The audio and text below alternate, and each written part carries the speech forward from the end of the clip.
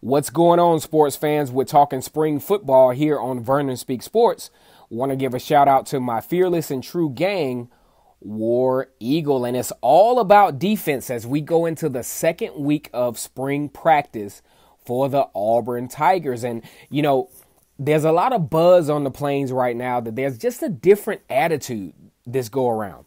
You know, there's a different vibe. There's a different swagger within the Auburn program. As a matter of fact, there's been some, talk from Marlon Davidson to where he's saying that, Coach Gus Malzahn is approaching this thing with a whole different attitude and a whole different level of urgency as it relates to the Auburn Tigers. Now, as we talk about the Auburn defense coming into spring practice, we look at the fact that the Auburn defense took somewhat of a step back between the Mississippi State game and the Alabama game. The games that they played during that particular SEC stretch really wasn't, as positive as people may want to think. Because if you think about it, during that particular time, Auburn surrendered 450 yards per game. They gave up about 22 first downs per game, and they surrendered about 28 points per game, which is not going to translate into high levels of success in the rigors of the SEC. But we have to look at it at another angle as well. The offense took a step back. Gus Malzahn was not calling plays. Time of possession was of essence to where, there were several games where Auburn had less than 20 minutes of time of possession, including the Mississippi State game against Alabama, surrendering 500 yards, against Georgia, surrendering 516 yards. And that's largely due to, in one part, due to the time of possession of the offense. But we also have to look at the play of the linebackers. Deshaun Davis just, anchoring that defense for the Auburn Tigers really just didn't have that production at the linebacker position that we would like on an elite level. But as we go into spring training, we have to think that there's going to be a little bit more production out of that linebacker position, who's going to be returning Zacoby McClain, KJ Brit, and Chandler Wooten. Now, they don't have a lot of experience, but what they do have is a lot more, in my opinion, a lot more athleticism than their predecessors. Also, bringing in Michael Harris, who I think is a very, very good candidate to be productive at the linebacker position, and the admission of Owen Pappoe, who is a highly touted linebacker out of Grayson, Georgia, who a lot of folks thought would be undersized, but he's actually gotten up to about 220 plus pounds to where he will have the size to be a plausible linebacker at Auburn. So when we look at the Auburn defense, we look at a lot of positivity. We look at the return of Derrick Brown. We look at the return of Marlon Davidson. And we also look at the emergence of Nick Coe at that buck linebacker position. Played a very, very good role. He did battle some injuries down the stretch, but we have reason to believe that this could possibly be one of the top defenses in the country. And we look at the secondary position. We look at the prospect of a very athletic Noah Igbenogany, who could arguably, make some noise as one of the top cornerbacks in the SEC. He is one of those guys that, converted over from the wide receiver position. And see, one of the benefits of having been a wide receiver before, it's always great to know the enemy.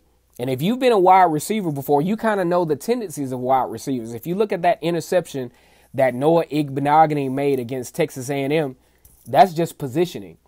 The only thing that Noah Igbenogany needs to work on this particular spring is making sure that at the point of attack that he doesn't put himself in position to where that pass interference penalty can be called, because we do remember in the LSU game that was very costly down the stretch, and it put LSU in a position to have the game-winning field goal against Auburn, which kind of sort of was the beginning of the downslide of the season on last year.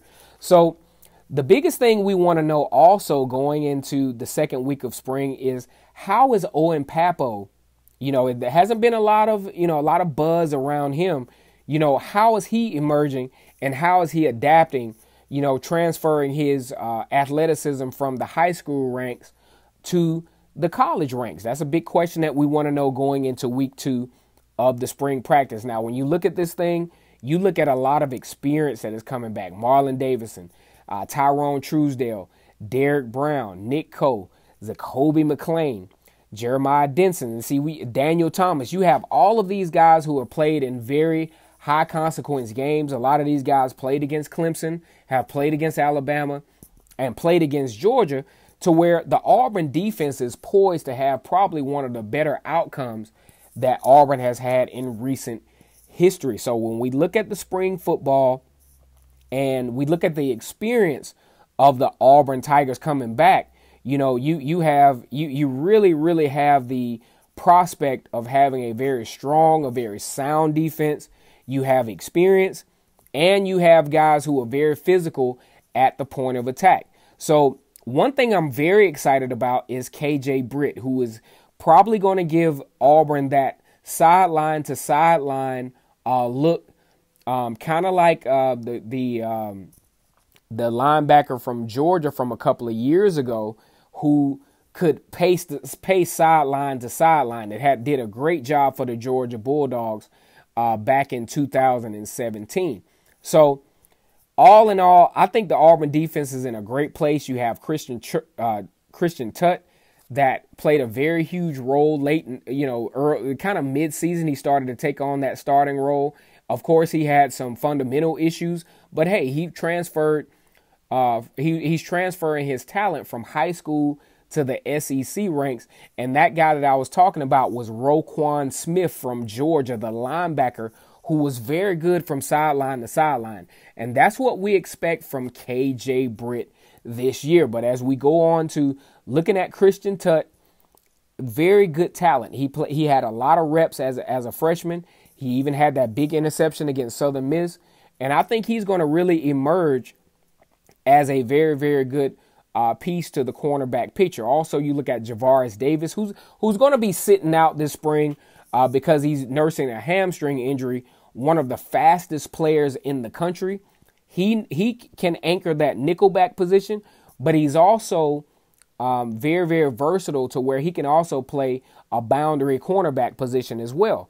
And then you look at Devin Barrett, who's starting to emerge as a great piece to the secondary. Also, Smoke Monday, we can't forget about him. And Jordan Peters, who was very productive last season as well. So there's a lot of reason for optimism about this Auburn defense. Is all about the Auburn defense because, first of all, with Gus Malzahn calling plays, you're going to have a lot more time of possession on the offensive side. So they're going to be fully geared up to be competitive this year. And then you look at the high consequence game against Oregon to start the season in the Advocare Classic. The defense is going to play a huge role in Auburn's ability to win that particular football game. So there's a much reason for excitement on the Plains going into spring practice, looking at this defense and looking at how they emerge and how they are able to execute once the season starts. Once again, it's Kennard Vernon Stewart, a.k.a. K-Stu the GOAT for Vernon Speak Sports. Subscribe to my channel. It is free. It don't cost you nothing. Just click that bell on the side. War Eagle.